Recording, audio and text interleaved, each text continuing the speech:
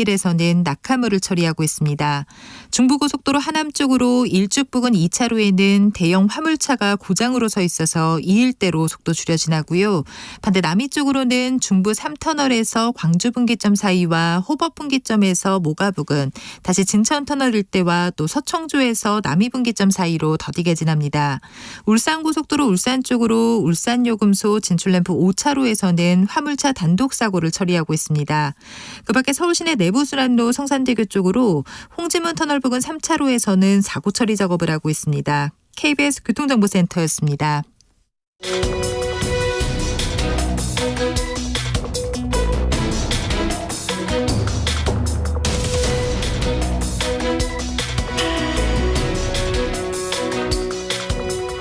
여러분께서는 끝장 토론 각설하고를 듣고 계십니다. 정관용의 시사본부 매주 토요일 2부 끝장 토론 각설하고 시사평론가 이종훈 박사, 민주당 민주연구원 부원장 현근택 변호사 두 분과 함께하고 있습니다. 자, 후반부 공통질문, 이번 주에 가장 핫했던 말 한마디, 이종훈 박사. 네. 요새 뭐 안 그래도 이 논란이 되는 발언을 많이 쏟아내고 있는 태영호 의원의 발언을 꼽고 싶은데요. 역시 JMS 민주당이다. 예, 이건 좀 아무리 상대당을 이제 뭐 비판하기 위해서 한 발언이라고는 하지만 이건 좀 도를 지나쳐도 한참 지나쳤다. 그렇게 생각을 합니다. 네. 네, 그냥 그 정도 하고요. 태영호 의원 얘기는 좀 이따 쫓아가도록 하고. 네. 현근택 변호사. 저는 김현욱 국립외교원 미주연구원장이 이 러시아와 지금 러시아가 우리나라에 대해서 막 뭐 이렇게 제재는 직접 언급하지 않았지만 이 문제가 됐을 때 약소국이 강대국을 제재하냐 이런 얘기했을 때 갑자기 우리나라가 러시아를 뛰어넘는 강대국이 된 것 같은 이제 뿌듯함도 들지만 러시아가 약소국이냐 일단 유엔 상임이사국이기도 하지만 핵무기를 뭐 미국보다 더 많이 갖고 있고 물론 지금 뭐 우크라이나에서 고전하고 있지만 기본적으로 우리가 러시아보다 더 강대국인가 그런 생각이 들어서 근데 저는 이 생각이 과연 이 개인의 생각이 아니라 지금 집권 세력 대통령실에 지금 외교 안보를 책임지고 있는 분들이 생각이 아닌가 그런 걱정이 좀 들어요. 그게 우려되죠? 예, 그게 우려돼요. 왜냐하면 지금 사실은 대만 문제는 미국 대통령도 잘 안 꺼내는 얘기거든요. 갑자기 뭐 대만 무력 그 힘에 의한 균형 안 된다. 우크라이나 전쟁에 무기 주겠다. 갑자기 우리나라가 뭐 미국, 러시아, 중국을 상대할 만한 나라가 된 게 아니잖아요. 근데 저는 이런 인식이 윤석열 대통령도 이렇게 생각하는 게 아닌가 이런 생각이 좀 들어요. 그래서 이 얘기를 좀 꺼내봤습니다. 우선 우크라이나 관련된 발언 또 중국 대만 관련된 발언에 대해서 이종훈 박사는 어떻게 평가하십니까? 로이터 통신과의 인터뷰 내용 때. 저는 국면 전환용 발언이었다라고 생각합니다. 그러니까 물론 이제 뭐 한미 정상회담 앞두고 미국 바이든 대통령이 약간 좀 좋아할 만한 얘기를 한 측면도 있는데 그런 것 치고는 너무 좀 강도가 높았다는 거예요. 그럼 왜 그럴까? 최근에 뭐 이제 뭐 감청 도청 설도 불거지기도 했고 또 지지율이 그것 때문에 추가 하락하기도 했고 그런 상황에서 국내 국면 전환용 성격이 굉장히 강하다라고 저는 생각을 해요. 특히 이제 우크라이나 발언 같은 거 보게 되면 전제 조건을 세 가지 얘기를 했잖아요. 민간인에 대한 무차별, 뭐 학살, 뭐 대량 학살, 뭐 또 전쟁법 위반. 근데 실제로 그런 상황이라고까지 우리가 지금 진단 내리기는 어렵거든요. 지금 우크라이나 전 양상이라고 하는 것이. 그래서 저는 이거는 그럴 전제 조건이 갖춰질 상황이 상당히 갖춰지기가 어렵다. 그런데 왜 이 발언을 굳이 했을까? 이거는 역시 이제 뭐 군사 무기를 지원할 수도 있다라고 하는 거를 살짝 이제 건드림으로 해서 국내에서 여론이 굉장히 들끓기를 좀 원했던 거 아닌가. 전 그렇게 오히려 생각을 합니다. 저는 윤석열 대통령의 어느 정도 정치 스타일에 좀 기인한다고 봐요. 왜냐하면 이분이 문재인 정부에서도 보면 항상 어딘가 뭐 현 정부라든지 긴장을 끝까지 밀어 올리면서 그 다음에 이제 본인의 정치적인 지분을 찾아가는 방식으로 했었거든요. 국내 정치를. 그러면서 본인의 입지도 키우고 뭐 대항마로 떴던 것 같은데 그게 이제 국내 정치에서는 그럴지 몰라요. 근데 외교에서 그게 되느냐. 우리가 예를 들어서 그 정도 힘이 있느냐. 그런 문제가 기본적으로 되는 거거든요. 근데 우크라이나의 문제도 그렇고 대만 문제도 그렇고 사실은 그동안 뭐 그 얘기를 몰랐겠습니까? 전직 보수 대통령 이런 분들도 다 알죠. 하지만 이건 우리가 굳이 개입할 필요가 없다. 이래서 이제 지켜왔던 선인데 그거를 저는 너무 쉽게 생각하는 게 아닌가라는 생각이 들고 말씀하신 것처럼 결국은 미국이 원하는 대법을 해준 거거든요. 근데 그것도 이것도 아주 세게. 아니 이거는 사실은 협상 과정에서 물밑에서 얘기하다가 나중에 그럼 우리가 얻어올 게 있지 않습니까? 뭐 배터리든 아니면 뭐 자동차든 반도체든 이런 걸 얻어와야 되는데 그런 협상을 주고받는 과정에 상대방이 원하는 걸 들어주고 우리 걸 얻어와야 되는데 지난번 일본 요미우리 신문과 인터뷰도 그렇고 이번도 그렇고 뭘 얻었다는 건 없어요. 뭘 얻었다는 건 없는데 그냥 우리는 준다. 이게 과연 기본적으로 맞냐 외교에서. 외교의 제일 원칙은 상호주의. 예. 국익 아니겠습니까? 근데 그게 너무 쉽게 좀 무너지는 것 같아서 안타깝습니다. 뭐 조금 전에 저희가 경제평론가 한번 초대해서 한미 정상회담에서 다룰 경제 문제들도 언급을 했습니다만 지금 미국 정부가 하고 있는 그 일련의 조치들은 법에 의해서 절차에 의해서 구체적인 확정 계획을 다 내놓고 있거든요. 근데 정상회담 한번 했다고 미국이 법에 의해서 절차에 의해서 밟고 있는 조치를 갑자기 뒤바꾼다? 쉽지 않을 것 같아요. 그렇죠. 이번에 뭐 배터리 보조금도 보면 자동차 보조금도 보면 네. 우리나라만 안 되는 게 아니에요. 일본, 독일 다 안 되는 다 거거든요. 빠졌잖아요. 그렇죠. 반도체도 마찬가지거든요. 그러면 사실상 뭔가 얻을 건 별로 없어요. 우리가. 얻을 게 없어 보여요. 그렇죠. 경제적인 부분에서는. 그렇죠. 근데 뭐 미국이 원하는 건 지금 다 준다는 거 아닙니까? 대만 문제. 사실은 뭐 우크라이나의 무기 지원 다른 것들도 있을 수 있어요. 근데 기껏 해봐야 뭐 안보 공약 정도겠죠. 예를 들어서 뭐 해구산 뭐 확장 억제 강화 그렇죠. 뭐 이런 강화 이 정도겠죠. 예를 들어서 예. 뭐 전폭기를 뭐 원하면 몇 번 더 보내준다든지 이럴 되겠지. 핵 공유까지 절대 안 할 거거든요. 미국이. 그러면 사실은 그냥 그거는 말뿐이에요. 그러니까 이종훈 박사 표현대로 국면 전환용이라고 하는 식으로는 국면 전환에 어느 정도 성공했지만 그렇다고 우리 국익적 차원에서 얻은 건 별로 없는 이런 거 아닐까요? 그렇죠. 그러니까 이제 이 소탐대질하면 안 되잖아요. 그러니까 단기적으로 국내적으로 뭐 좀 필요하다 그래가지고 이런 외교 이슈를 끌어다가 이제 활용하는. 예. 사실은 뭐 다른 나라의 정치 지도자들도 가끔 그렇게 하긴 해요. 그런데 그거를 우리가 바람직하다라고 보기는 좀 어려운 거죠.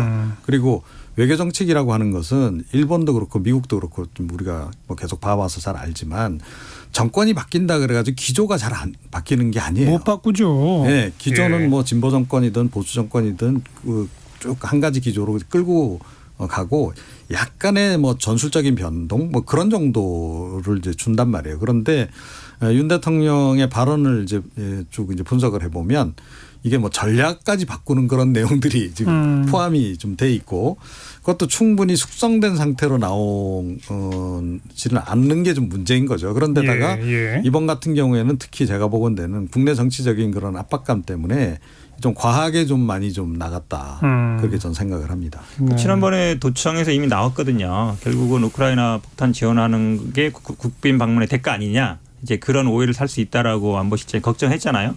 근데 딱 이제 이게 뭐 허위라 그랬지만 이제 딱 보면 맞는 거잖아요. 그리고 실제로 그런 얘기를 하던 분들은 나갔고 남아있는 사람은 어찌 보면 이거를 밀어붙인 사람들이 남아있는 건데 걱정스럽죠 당연히. 국빈 방문이라는 건 그냥 한번 가서 탁 만찬 한번 하고 연설 한번 하고 어디 대학 가서 연설하는 건데 그건 그냥 행사지. 뭐 국가 이익과는 아무 관계 없는 거예요. 그거 뭐 국빈 방문한다 해서 국가 이익이 막 높아고 그건 아니겠습니까? 실제로 그 회담 내용이 중요한데 아이 막 만찬 성대하게 하고 공연하고 막 연설한다고 해서 뭐가 달라지겠습니까? 근데 일본에도 지난번에 그렇게 해서 한번 당했는데 이번도 똑같은 어떤 패턴으로 가는 것 같아서 좀 그 큰 틀에서 보면 지금 이제 국제 정세의 흐름이 미국과 중국의 본격적 경쟁이 펼쳐지고 있는 거는 뭐 하나의 그 객관적 상황 변수예요.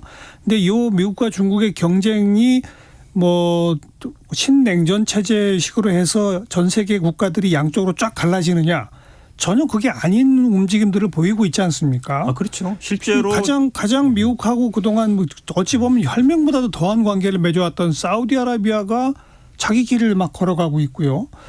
뭐 프랑스나 브라질 같은 데서 중국을 찾아가 가지고 뭐 자기 목소리를 내고 뭐 이런 어떤 여러 가지 국제적인 움직임들을 보면 우리는 왜 그냥 일방적으로 미국, 일본 그 편만 들려고 하느냐라는 걱정들이 국제정치 학계에서도 나오고 있는 거 아니겠습니까? 그렇죠. 그건 누가 보더라도 지금 예. 사실은 그런 겁니다. 아주 뭐 극우론자들 이른바 태극기 집회 세력들 이런 사람들 같으면 뭐 무조건 미국과 같이 가야 된다 이런 주장을 할 수 있는데 우리나라는 사실은 뭐 러시아 중국하고도 장사를 해야 되는 나라잖아요. 기본적으로.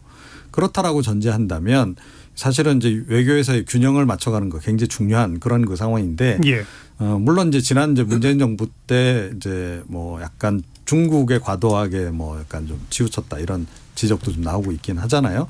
뭐 그 반동인지는 모르겠는데 반동으로 가더라도 이 어느 정도 수준이 좀 있다라고 저는 봐요. 그런데 이 최근에 미국하고 이렇게 좀 호흡을 맞추는 과정이 제가 보건대는 너무 좀 과도하게 예. 미국 지향적으로 좀 흐르고 그러다 보니까 미국 입장에서는 뭐 오면 그냥 대우만 잘해주면 되는 예, 뭐 실질적인 건 별로 안 챙겨줘도 되는 이런 그 좀 손쉬운 대상으로 지금 우리가 그러게요. 간주돼 버리는 거 아닌가 그런 우려는 좀 드는 거죠. 그러니까 아까 현근택 변호사가 대통령실의 기본적인 인식이 그런 거 아니냐. 네. 라서 우려된다라고 한 대목이 바로 이 대목 아닙니까? 그렇죠. 맞습니다. 지금 중국 대만이 굉장히 뭐 치열하게 다투는 것 같지만 우리가 중국 수출은 주는데 대만이 중국에 대한 수출이 늘고 있어요. 예. 이게 어찌 보면 실리적인 거거든요. 예. 곧 전쟁할 것처럼 하고 막 옆에서 막 군사훈련 하고 있지만 실제로 우리가 중국에서 무역 적자를 이렇게 많이 날 거라고 생각하는 누가 있겠습니까? 지금 6개월째 적자입니다. 무역 적자가 10몇 개월째 되고 있고.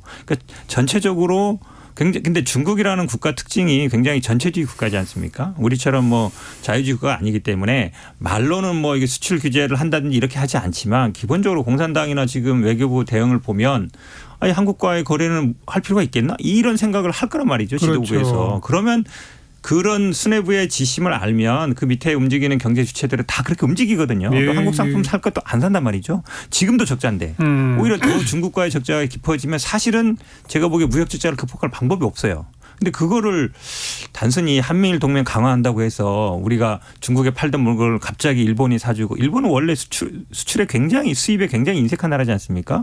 그리고 미국에 우리가 수출할 수 있는 건 한계가 있어요. 이미 중국 제품이 많이 예, 들어가 있기 때문에 그러면 중국에서 수출을 안 하고 우리가 적자를 계속 나는 상태에서 어떻게 지금 무역 적자를 극복할 수 있는지 저는 저같이 경제를 모르는 사람도 참 눈에 보입니다. 딱.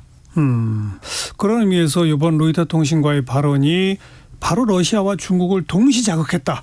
이 점에서 상당히 좀 위태로운 발언이라고도 볼 수 있는 것이고. 그렇죠. 그래서 사실은 왜 중국하고 러시아하고의 정상회담은 추진을 안 하는지 예. 좀 의아해요. 그러니까 예. 뭐 과거에 보수 정권들에서도 늘 그건 했던 거잖아요. 그죠? 4강 중심으로 해서 기본적으로 새 대통령이 이제 탄생하면 다 정상회담은 이제 갖는 형태였는데 이번 같은 경우에는 뭐 중국 정상하고 뭐 회담한다는 얘기도 없고 아예 계획 발표조차 예, 없잖아요. 러시아 쪽하고도 예. 지금 마찬가지고 지금 이제 그런 상황이란 말이에요. 그래서 이제 뭐 혹시 모르겠어요. 그러니까 이번 그 발언을 통해서 오히려 나중에 뭐 이제 그 한중 회담이나 한러 회담을 할 때 뭔가 지렛대를 만들기 위해서 뭐 한 거라 그러면 글쎄요. 그러면 뭐 그 정도, 우리가 또 뭐 네. 이해해 줄 수 있는 측면이 있는데 예. 그런데 꼭 그런 것 같지는 않아서 그래서 이제 더 걱정인 거죠. 제가 보기엔 기본적으로 윤석열 대통령의 이 뭐 사람을 대하거나 세상을 인식하는 인식이 완전히 이분법적이에요. 적 아니면 동지. 그러니까 국내 정치에도 보면 야당 절대 안 만나고 당내에서도 자기 편 아닌 사람은 다 쳐내고 그것도 외교까지 확장해서 아 미국이랑 일본은 우리 동맹이고 러시아랑 중국은 우리의 적이야. 딱 그 생각인 거예요. 제가 보기에. 거기서 안 벗어난 것 같아요. 근데 정말 그렇다면 그건 정말 걱정이죠. 정말 문제죠. 왜냐하면 외교라는 거는 영원한 적도 없고 영원한 우방도 없습니다. 그러니까요. 실제로 미국과 중국은 그렇게 움직이고 있고 러시아도 예. 마찬가지거든요. 예. 우리만 아무리 짝사랑 미국 한다 그래서 미국이 아이고 그냥 뭐 대한민국은 그냥 무조건 우리 편이고 러시아랑 중국은 우리가 다 배척해주고 우리가 다 막아줄게. 그런 게 어디 있겠습니까? 국제관계는 그런 게 절대 없죠. 알겠습니다. 그런 의미에서 이제 이번 로이터 통신과의 발언들 분석해 봤고요. 아까 그 태영호 의원 그 언급하셔서 지금 전당대회 끝나고 얼마 안 지났는데 전당대회에서 득표로 당당히 최고위원에 오른 분 가운데 태영호, 김재원 두 최고위원은 최고위원 회의에 지금 계속 못 나오고 있습니다. 이게 안 나오는 게 아니라 못 나오는 거죠. 그렇죠. 명패까지 치웠다 그러더라고요. 네. 징계 받겠죠, 두 분 다?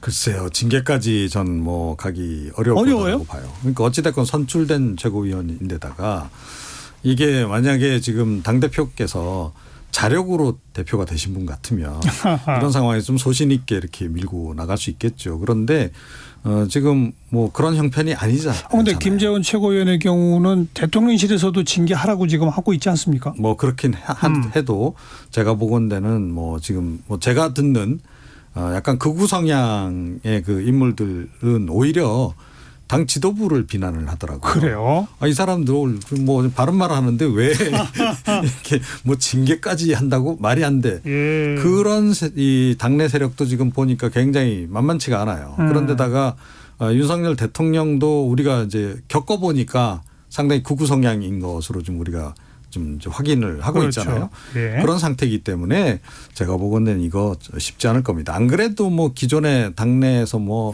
윤리위가 개입해가지고 뭐 징계한다 해도 이준석 전 대표 제외하고 네. 한 번도 이렇게 제대로 해본 적이 없는데. 그렇죠. 강한 징계 준 적이 없어요. 예. 그래서 이거는 제가 보건대는 그냥 흐지부지되고 말 거다 이렇게 생각합니다. 저도 그 의견에 동의합니다. 그래요? 예. 김재원 최고위원은 그래도 제주도 가서 4.3 유가자한테 사과는 했습니다. 근데 태용 의원은 사과 안 하고 있는데 사실은 이번 주 월요일 날 제주도랑 뭐 4.3 유가족 단체 한 70여 곳이 어제까지 21일까지 사과해라. 사과 안 하면 법적 조치하겠다 그랬거든요. 저도 이제 그 논의에 참여하고 있는데 뭐 고민을 하고 있거든요, 실제로. 근데 태용 의원은 한 번도 이거에 대해서 뭐 사과한다든지 아니면 뭘 하겠다 이런 적이 없어요. 본인의 확신만 그러니까 말을 그냥 안 하고 있는 것이지 어떤 태도를 보인 게 없거든요. 그래서 근데 이것을 만약에 징계도 안 하고 징계 바로 구성했다가 안 하는 것처럼 가면 결국 말씀하신 것처럼 국민의힘이 일단 약간 극우 쪽으로 갔다. 계속 이제 정광훈 목사하고의 관계도 지금 해결하지 못하는 것처럼 그쪽으로 계속 가는 것 같아요. 그건 네. 제가 보기에 결국은 윤석열 대통령의 의중이 반영되는 거로 볼 수밖에 없어요.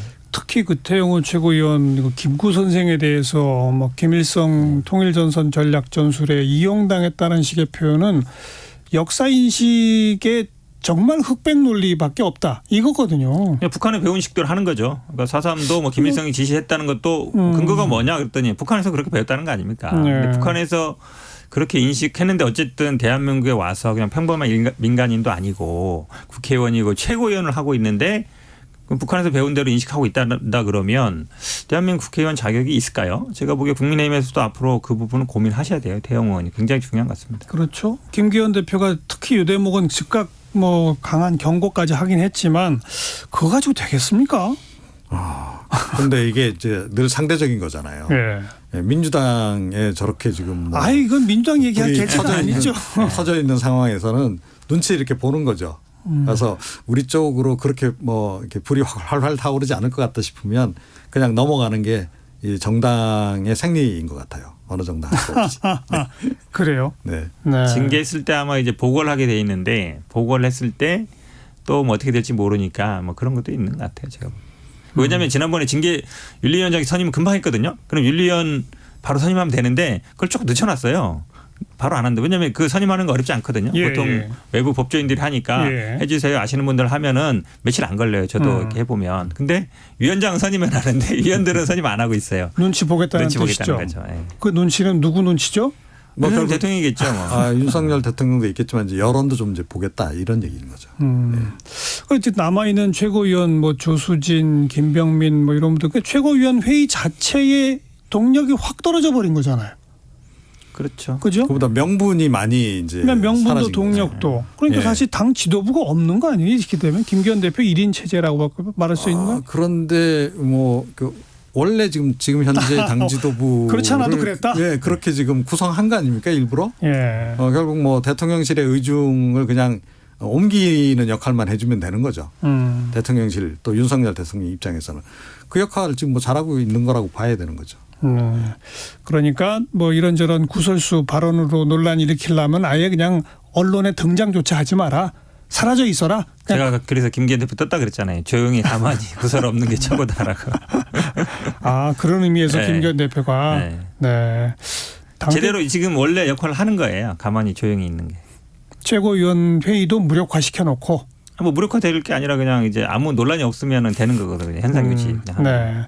근데 원래 정치판에서는 요란하고 시끄러워야 되는 거 아닙니까? 그런데 비판을 이게 받더라도 이제 그렇죠. 그런데 이제 뭐 좋은 일로 가능하면 시끄러워야 되겠죠. 네. 참.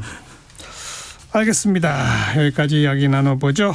정관용 시사본부 토요일 2부 끝장 토론 각설하고 함께 하셨습니다. 시사평론가 이종훈 박사 그리고 민주당 민주연구원 부원장 현근택 변호사 두 분 수고하셨습니다. 수고하셨습니다. 네, 감사합니다. 네.